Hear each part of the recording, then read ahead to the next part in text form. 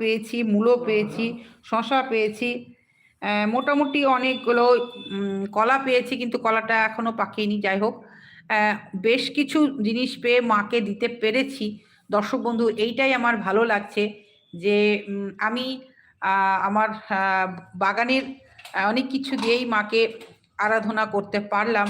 ভীষণই ভালো লাগছে, তার কারণ হাতের যে তৈরি ফুল ফল, সেটা দেবতার চরণে বা মহাপুরুষের চরণে দিলে মনটা বড় শান্তি হয়। তো আমারও তাই খুব শান্তি হলো আজকে যে গাছে এত ফুল হয়েছে, এত ফুল হয়েছে দর্শক বন্ধু কি বলবো।